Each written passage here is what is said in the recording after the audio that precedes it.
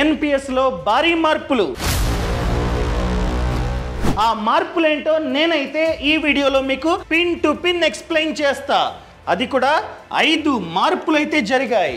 అసలు ఎన్పిఎస్ అంటే national pension system or national pension scheme. ఇది బెస్ట్ అయిన రిటైర్మెంట్ స్కీమ్ అనమాట.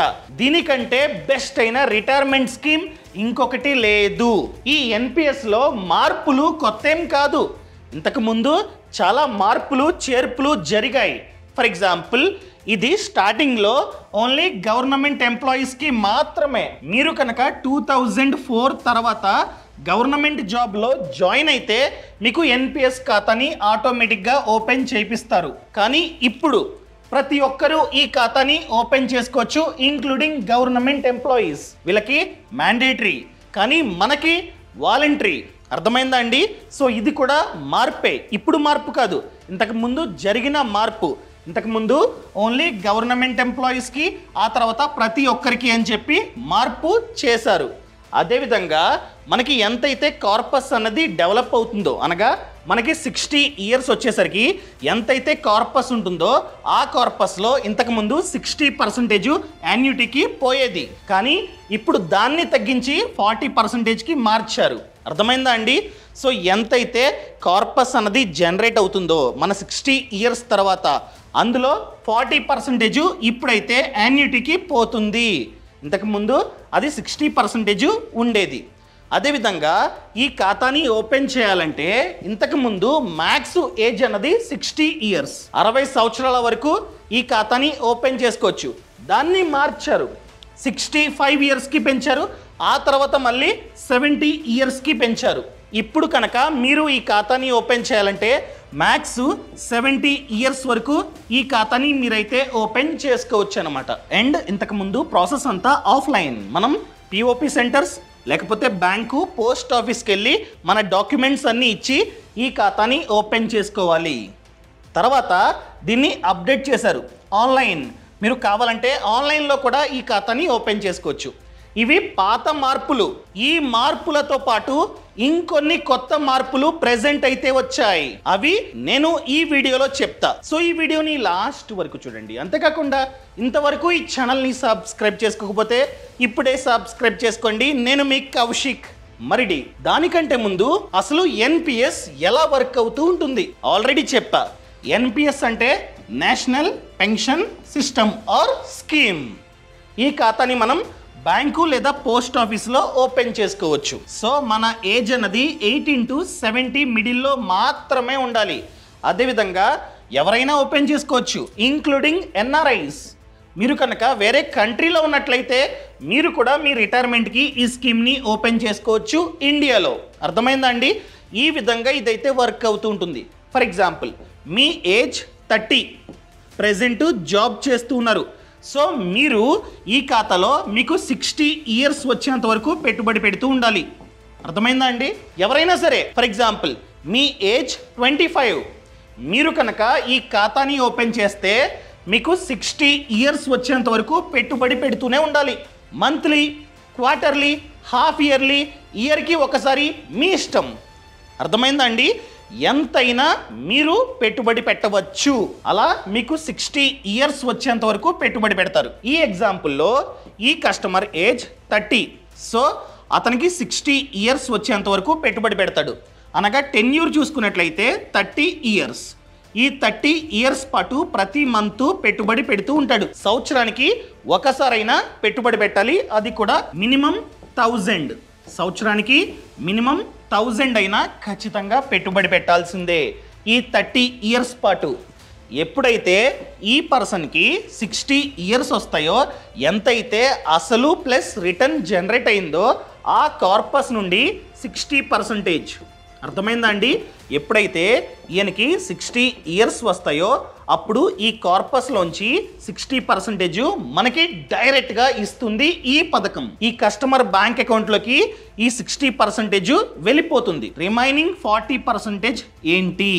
ఈ రిమైనింగ్ 40% యాన్యుటీ.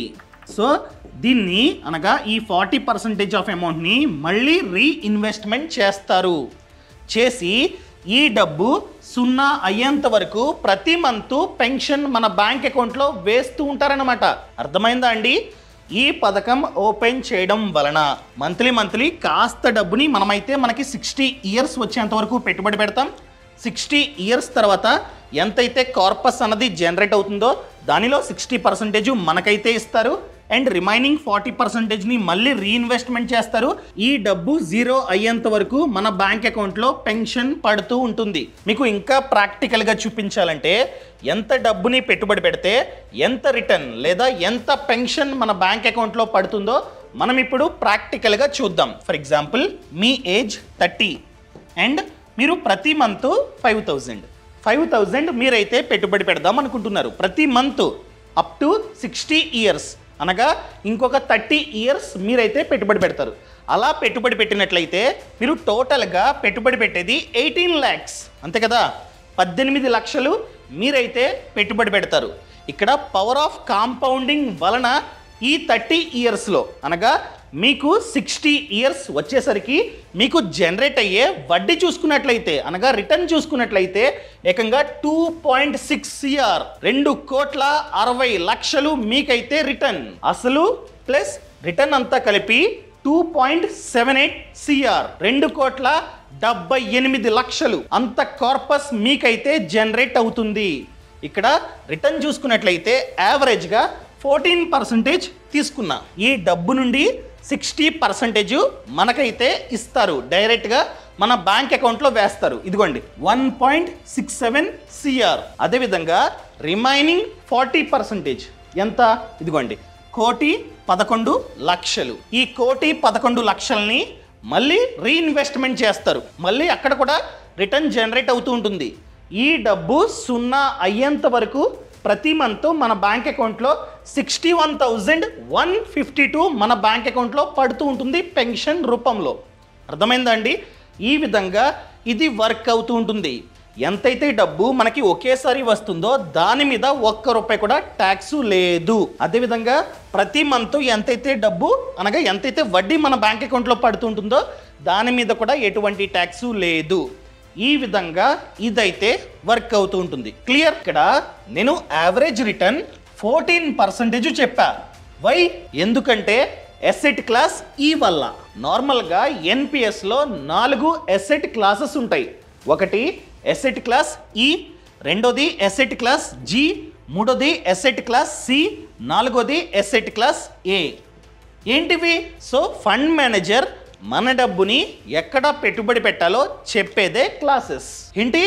ఫండ్ మేనేజరా అంటే మ్యూచువల్ ఫండ్స్ ఏ విధంగా వర్క్ అవుతూ ఉంటాయో ఇది కూడా సేమా? ఎస్. సో ఇక్కడ కూడా ఫండ్ మేనేజర్స్ ఉంటారు. డిఫరెంట్ కంపెనీస్ ఉంటాయి. ఇప్పుడు మ్యూచువల్ ఫండ్స్లో యాక్సిస్, పరాగ్ పారిక్, ఐసిఐసిఐ అది ఇది ఎలా ఉంటాయో ఇక్కడ కూడా సేమ్. మీకు కావాలంటే లిస్ట్ ఉంది, చూపిస్తా. మీరు ఈ ఖాతాని ఓపెన్ చేసే టైంలోనే వీటిని సెలెక్ట్ చేసుకోవాలి ఏ కంపెనీ కావాలో. ఇదిగోండి వీళ్ళు axis, HDFC, ICICI, Kotak, LIC pension fund, max life, SBI pension fund, Tata pension, UTI retirement solutions etcetera. వీటిల్లో ఏదొక మంచి కంపెనీని మీరైతే చూస్ చేసుకోవాలి. ఎలా? రిటర్న్స్ని చూడండి. ఎందుకంటే ప్రతి కంపెనీలోని సెపరేట్ ఫండ్ మేనేజర్ ఉంటాడు. అతను మన డబ్బుని మేనేజ్ చేస్తూ ఉంటాడు. ఫర్ ఎగ్జాంపుల్ ఇదిగోండి రిటర్న్స్ చూడండి. లాస్ట్ 10 ఇయర్స్ చూద్దాం. ఇదిగోండి ఎసెట్ క్లాస్ ఈ చెప్పాను కదా. ఈ అంటే ఈక్విటీ. ఎక్కువ డబ్బుని ఫండ్ మేనేజర్ ఈక్విటీ మార్కెట్లో పెడతాడు. సో ఇలా రిటర్న్స్ని చూసుకోండి. ఏ కంపెనీ ప్రెజెంట్ ఎక్కువగా రిటర్న్ని ఇస్తుంది ఎసెట్ క్లాస్ ఈకి? Simple, HDFC. ఎంత? 15.31%. అనగా లాస్ట్ 10 ఇయర్స్గా ఇంత రిటర్న్ని జనరేట్ చేసింది ఈ కంపెనీ, ఈ ఫండ్ మేనేజర్. సో మనం డైరెక్ట్గా చూసుకొని ఏది బాగుందో చూసుకొని డైరెక్ట్గా ఈ ఖాతాని ఓపెన్ చేసే టైంలోనే ఫండ్ మేనేజర్ ఎవరు కావాలి అని చెప్పి అడుగుతారు. టిక్ పెట్టండి హెచ్డిఎఫ్సి అని చెప్పి. అంటే మీ ఇష్టం. ఇలా మీరు నచ్చిన ఫండ్ మేనేజర్ని మీరైతే చూస్ చేసుకోవచ్చు. ఇన్ కేస్ మీరు కనుక ఎసెట్ క్లాస్ ఈని చూస్ చేసుకుంటే ఎక్కువ రిటర్న్ జనరేట్ అవ్వడానికి ఛాన్స్ ఉంది. సో మ్యాక్స్ మనం 75% వరకు పెట్టుబడి పెట్టవచ్చు. మీరు అక్కడ రాయాలి అప్లికేషన్ ఫామ్లో ఎసెట్ క్లాస్ ఈలో ఇంత పర్సంటేజు, ఎసెట్ క్లాస్ జీలో ఇంత, ఎసెట్ క్లాస్ సిలో ఇంత, ఎసెట్ క్లాస్ ఏలో అంత అని చెప్పి మీరైతే రాయాలి. 100%లో 75 ఇక్కడ, 10 ఇక్కడ, 10 ఇక్కడ, 5 ఇక్కడ, అలా మీరైతే డిసైడ్ చేసుకోవచ్చు అన్నమాట. అదేవిధంగా ఎసెట్ క్లాస్ జీ అంటే గవర్నమెంట్ సెక్యూరిటీస్. ఇందులో మీరు కావాలంటే 100% డిపాజిట్ చేసుకోవచ్చు. ఇది కాస్త రిస్క్, ఎందుకంటే స్టాక్ మార్కెట్లో ఫండ్ మేనేజర్ పెట్టుబడి పెడతాడు, అందుకనే రిటర్న్స్ కూడా ఎక్కువ 15, 16 ఆ విధంగా వస్తాయి. కానీ ఎసెట్ క్లాస్ జీ అంటే గవర్నమెంట్ సెక్యూరిటీస్ అనగా government bonds, government securities etcetera వాటిల్లో ఫండ్ మేనేజర్ మన డబ్బుని పెట్టుబడి పెడతాడు. ఇక్కడ రిటర్న్స్ తక్కువ. అదేవిధంగా ఎసెట్ క్లాస్ సి అనగా corporate debt, corporate bonds, corporate సెక్యూరిటీస్లో ఫండ్ మేనేజర్ పెట్టుబడి పెడతాడు. రిస్క్ కాస్త ఎక్కువ, అదేవిధంగా రిటర్న్స్ కూడా తక్కువ. మీరు కావాలంటే 100% పెట్టుబడి పెట్టవచ్చు. అంటే ఈక్విటీతో కంపేర్ చేస్తే బెటర్, బట్ గవర్నమెంట్తో కంపేర్ చేస్తే అంత సేఫ్ కాదు. అదేవిధంగా ఆల్టర్నేటివ్ ఇన్వెస్ట్మెంట్స్ ఎసెట్ క్లాస్ ఏ, ఇందులో అప్ టు 5%, అనగా ఫండ్ మేనేజర్ రిట్స్ అలాంటి వాటిల్లో పెట్టుబడి పెడుతూ ఉంటాడు అనమాట. అర్థమైందా అండి? క్లియర్? సో నార్మల్గా అప్లికేషన్ ఫామ్ ఫిలప్ చేసే టైంలో మనమైతే ఫండ్ మేనేజర్ని చూస్ చేసుకోవాలి. అండ్ దాంతోపాటు 2 ఆప్షన్లు మనకైతే ఉంటాయి. ఒకటి యాక్టివ్, ఇంకొకటి ఆటో. ఒకవేళ మనం కనుక యాక్టివ్ని చూస్ చేసుకున్నట్లయితే మనమే డిసైడ్ చేసుకోవాలి.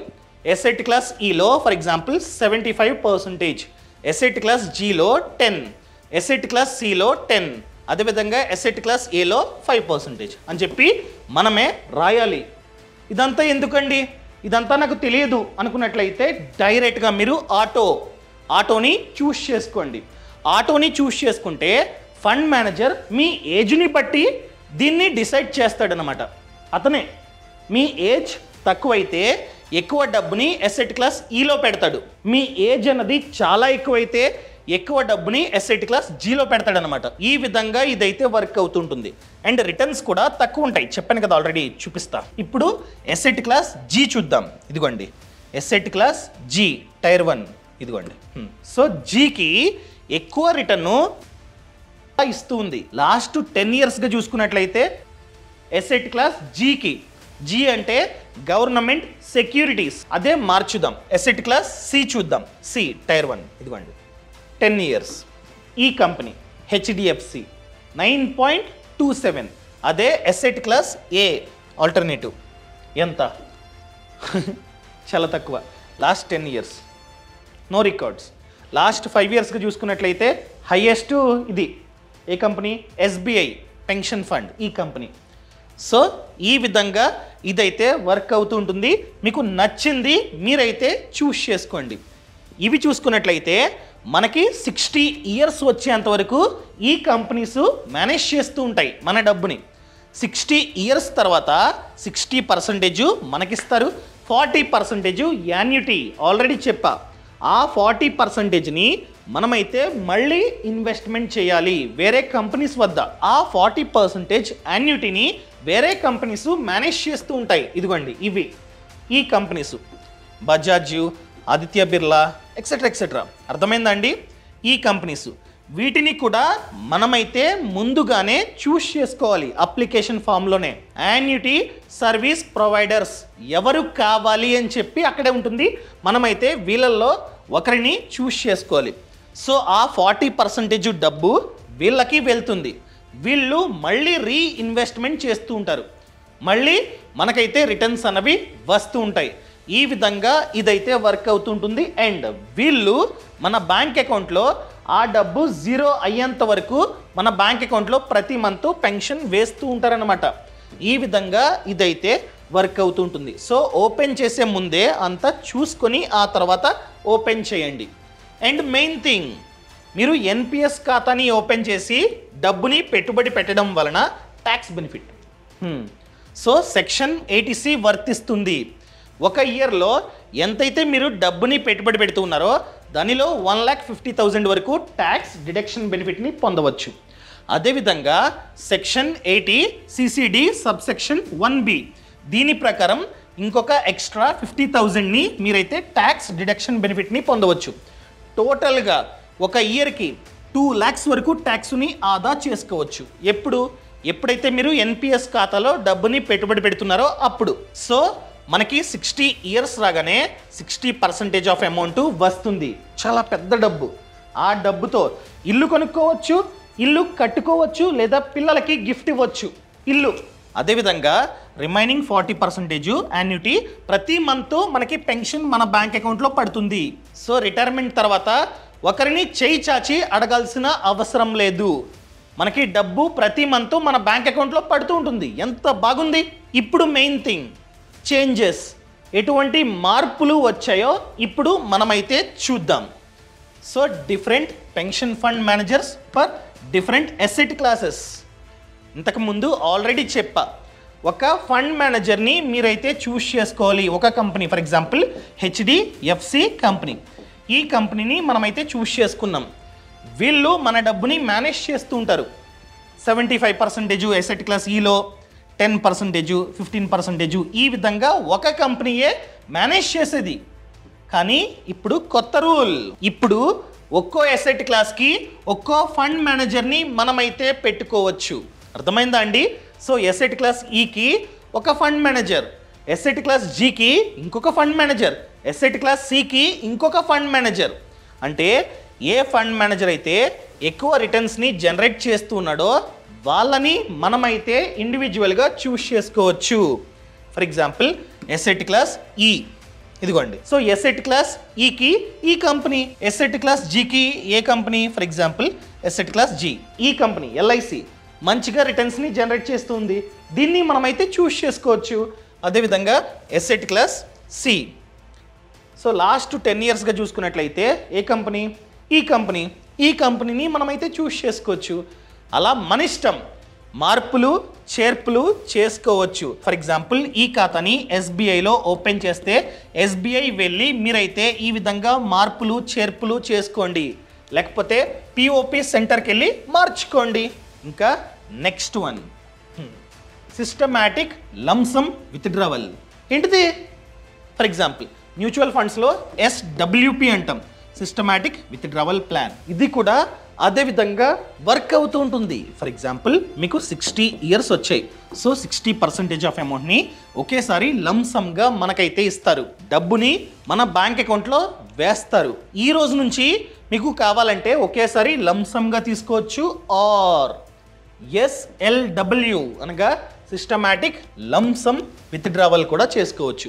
అంటే ఒకేసారి కాకుండా ఈ డబ్బుని monthly, quarterly, half yearly, yearly కూడా తీసుకోవచ్చు. ఒకేసారి తీసుకుంటే భయం, ఏమవుతుంది దొంగతనం అనుకున్నట్లయితే ఇలా ఒకేసారి వద్దండి. మీరు ప్రతి మంత్ ఇంతని చెప్పి మా బ్యాంక్ అకౌంట్లో వేయండి అంటే కంపెనీ వేస్తుంది. ఇలా మంత్లీ ఎంతకాలం పాటు మన బ్యాంక్ అకౌంట్లో వేస్తారు? ఎప్పుడైతే మనకి 75 years వస్తాయో అప్పటి వరకు మన బ్యాంక్ అకౌంట్లో ఈ డబ్బు అనేది పడుతూ ఉంటుంది ప్రతి మంత్. ఈ విధంగా ఇదైతే వర్క్ అవుతూ ఉంటుంది. సరే బాగానే చెప్పారు, మంత్లీ మా బ్యాంక్ అకౌంట్లో పడుతుంది. లేకపోతే మాకు 60 years రాగానే ఒకేసారి లంసమ్గా డబ్బు మా బ్యాంక్ అకౌంట్లో పడుతుంది. మా బ్యాంక్ అకౌంట్ సమాచారం ఇవ్వాలా? ఎస్. ఏ బ్యాంక్ అకౌంట్లో పడాలో డబ్బులు ఆ బ్యాంక్ అకౌంట్ సమాచారాన్ని మీరైతే ఇవ్వాలి. ఇస్తే సరిపోదు, ఖచ్చితంగా మ్యాండేటరీ పెన్నీ డ్రాప్ వెరిఫికేషన్ చేయించుకోవాలి. ఏంటి పెన్నీ డ్రాప్ వెరిఫికేషనా అంటే ఏంటి? సింపుల్ అండి. మనమైతే మన బ్యాంక్ అకౌంట్ సమాచారాన్ని ఇవ్వాలి. ఇవ్వగానే వాళ్ళు 1 రూపీని మన బ్యాంక్ అకౌంట్లో వేస్తారు. ఎప్పుడైతే 1 రూపీ మన బ్యాంక్ అకౌంట్లో పడుతుందో అప్పుడు వెరిఫికేషన్ అయినట్లు. ఇది అవ్వకుండా మా బ్యాంక్ అకౌంట్లో డబ్బు వేయండి అంటే వేయరు. క్లియర్? సో ఇది మ్యాండేటరీ. ఖచ్చితంగా మనమైతే వెరిఫికేషన్ చేయించుకోవాలి. సో ఏ బ్యాంకులో అయితే ఈ ఖాతాని ఓపెన్ చేశారో అక్కడికి వెళ్ళి అడగండి, వెరిఫికేషన్ చేస్తారనమాట. ఇంకా 4th వన్, మనం విత్డ్రా చేసుకోవచ్చా అనగా టెన్యూర్ కన్నా ముందే, మాకు 60 years కన్నా ముందే మేము డబ్బుని విత్డ్రా చేసుకోవచ్చా? ఎస్, చేసుకోవచ్చు. ఖాతా ఓపెన్ చేసిన 3 ఇయర్స్ తర్వాత మీరైతే విత్డ్రా చేసుకోవచ్చు. అది కూడా 25% ఆఫ్ ఇన్వెస్టెడ్ అమౌంట్. ఎంతైతే డబ్బుని మనం పెట్టుబడి పెట్టామో దానిలో 25% ఇస్తారనమాట. సో మనమైతే ఫామ్ ఫిలప్ చేసి తీసుకోవచ్చు. ఏ బ్యాంకులో అయితే మీరు ఈ ఖాతాని ఓపెన్ చేశారో ఆ బ్యాంక్ వెళ్ళి ఫామ్ ఫిలప్ చేస్తే డబ్బు ఇస్తారు. దేనికి పడితే దానికి ఇవ్వరు. ఫర్ ఎగ్జాంపుల్ హెల్త్ బాగాలేదు, హాస్పిటల్లో అడ్మిట్ అవుతా, డబ్బు కావాలి అని చెప్తే ఇస్తారు. లేదా పిల్లల స్కూల్ ఫీజు, లేదా ఇల్లు కొంటున్నా లేదా కట్టుకుంటున్నా, ఇలాంటి కారణాలు, లేకపోతే ఒక కంపెనీ స్టార్ట్ చేస్తున్నా, బిజినెస్ స్టార్ట్ చేస్తున్నా, డబ్బు కావాలి అని చెప్పి మీరు ప్రూఫ్ని చూపిస్తే అప్పుడు మాత్రమే ఆ ప్రభుత్వం డబ్బుని ఇస్తుంది మనకి. అది కూడా టోటల్గా 3 టైమ్స్. 10 సార్లు కావాలంటే 10 సార్లు ఇవ్వదు, 3 టైమ్స్ మాత్రమే. టెన్యూర్లో ఫర్ ఎగ్జాంపుల్ 30 ఇయర్స్ టెన్యూర్ పెట్టుకున్నట్లయితే 30 ఇయర్స్లో 3 టైమ్స్ మాత్రమే. ఒకసారి ఇప్పుడు మీరు కనుక విత్డ్రా చేసుకున్నట్లయితే మళ్ళీ 5 ఇయర్స్ గ్యాప్ ఇవ్వాలి. 5 ఇయర్స్ తర్వాత మాత్రమే ఇంకొకసారి విత్డ్రా చేసుకోవచ్చు. ఎప్పుడు కావాలంటే అప్పుడు ఇవ్వదు ప్రభుత్వం. అదేవిధంగా ఇంతకు ముందు ఈరోజు మీరు అప్లై చేస్తే ఇంకొక 4 డేస్ టైం తీసుకుని ఇచ్చేవారు. ఆ రూల్ మారింది. ఇప్పుడు ఈరోజు కనుక మీరు అప్లై చేస్తే ఇంకొక 2 డేస్లో ఖచ్చితంగా డబ్బు మన బ్యాంక్ అకౌంట్లో పడాల్సిందే. ఆ రూల్ని తీసుకొచ్చింది ప్రభుత్వం. ఇంకా లాస్ట్ వన్, ఇంతకుముందు మీరు కనుక పెట్టుబడి పెట్టాలంటే మీరు డైరెక్ట్గా ఇంటర్నెట్ బ్యాంకింగ్ ద్వారా పెట్టుబడి పెట్టేవారు. కానీ ఇప్పుడు యూపీఐ, మీకు లాగిన్ ఐడి ఉంటుంది. ఈ ఎన్పిఎస్ వెబ్సైట్లో లాగిన్ అయితే మీకు స్కానర్ కనిపిస్తుంది. సింపుల్గా ఫోన్పే చేసి మీరైతే మీ డబ్బుని డిపాజిట్ చేసుకోవచ్చు. క్లియర్? సో ఈ సమాచారం నచ్చితే దయచేసి కింద కామెంట్లో చెప్పండి. మీకోసం ఇంత డేటాని గ్యాదర్ చేశా. సో దయచేసి కామెంట్లో చెప్పండి. అదేవిధంగా ఫ్రీడమ్ యాప్లో చూసుకున్నట్లయితే 1000 కంటే ఎక్కువ కోర్సెస్ ఉన్నాయి. ప్రతి దాని గురించి కోర్సెస్ ఉన్నాయి. For example mutual funds, stock market, investment, savings, insurance, loans, ఇలా ప్రతి దాని గురించి ఫ్రీడమ్ యాప్లో కోర్సెస్ ఉన్నాయి. ఈ కోర్సుల్లో ఇంకా వివరంగా ఉంటుంది. ఆ కోర్సెస్ చూస్తే మీకు కంప్లీట్ నాలెడ్జ్ అన్నది వస్తుందన్నమాట. అదేవిధంగా బిజినెస్, ఫార్మింగ్, మీరు కనుక ఒక బిజినెస్ని స్టార్ట్ చేద్దాం అనుకున్నట్లయితే దాని గురించి కూడా కోర్సు ఉంది. ప్రతి వ్యాపారం గురించి కోర్సు ఉంది. ఎవరైతే ఆ వ్యాపారంలో సక్సెస్ అయి ఉంటారో వాళ్ళు మీకు A to Z నేర్పిస్తారు. ఫర్ ఎగ్జాంపుల్ మీరు ఒక రెస్టారెంట్ని స్టార్ట్ చేద్దాం అనుకున్నట్లయితే రెస్టారెంట్ వ్యాపారాన్ని ఎలా స్టార్ట్ చేయాలి, లోన్ కావాలంటే ఎలా, సబ్సిడీ కావాలంటే ఎలా, అదేవిధంగా ఈ టేబుళ్ళు, చైర్లు ఎక్కడ కొనాలి, చెఫ్ని ఏ విధంగా ఫైండ్ అవుట్ చేయాలి, ఏ విధంగా లాభాలు వస్తాయి, ఇవన్నీ చెప్తారు వాళ్ళే. అదేవిధంగా ఫార్మింగ్, ఎవరైతే రైతన్న తక్కువ స్థలంలో ఎక్కువ డబ్బుని సంపాదిస్తున్నారో ఆ రైతన్న ఆ పొలంలో మనకైతే A to Z నేర్పిస్తారనమాట. సో ఇప్పుడే ఫ్రీడమ్ యాప్ని డౌన్లోడ్ చేసుకోండి. ఫ్రీడమ్ యాప్ లింక్ అన్నది కింద డిస్క్రిప్షన్లో ఉంది, అదేవిధంగా పక్కన కామెంట్స్లో ఉంది. Thank you so much. Thanks for watching. జై హింద్.